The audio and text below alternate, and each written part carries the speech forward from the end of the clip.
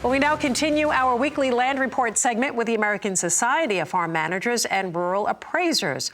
Paul Burgener joins us now with the latest on farmland investment. Paul, a pleasure. Thank you for being here.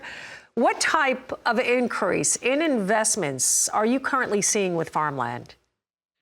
You know, we're seeing numbers come in from investors around the world, actually globally. The number of participants in the market, as well as the amount of money globally, has just really increased fairly rapidly over the last 10 to 15 years. Paul, at farmland, are you seeing that pretty much competitive with other options for investors?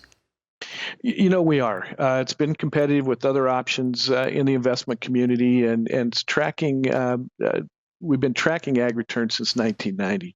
The National Council of Real Estate Investment Fiduciaries, NCREIF, has been tracking farmland returns and found that really farmland investor is able to meet or exceed returns from other either equities or bonds over that time.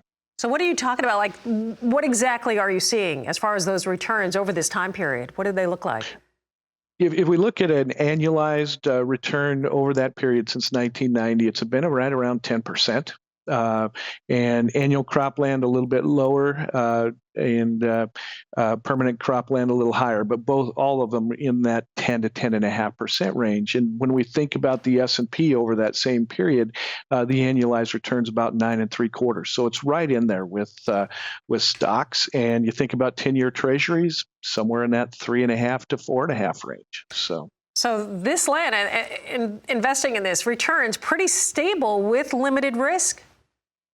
You know, really is. Annual cropland, the row crop stuff through the Midwest and the Delta, based mostly on cash rents, that's quite stable and really a fairly limited risk. Permanent cropland on the tree nuts, apples, those kinds of things, they offer a little higher return opportunity with a little more risk, but really what we've seen investors do is diversify even amongst the ag land options.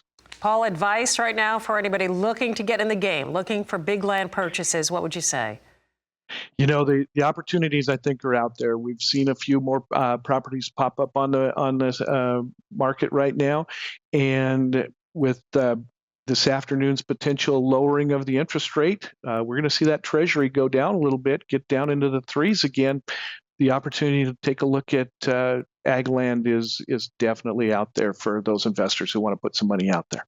Good timing, right? Well, Paul, thank you again for everything. Thanks for all this information. Paul Burgener with the American Society of Farm Managers and Rural Appraisers.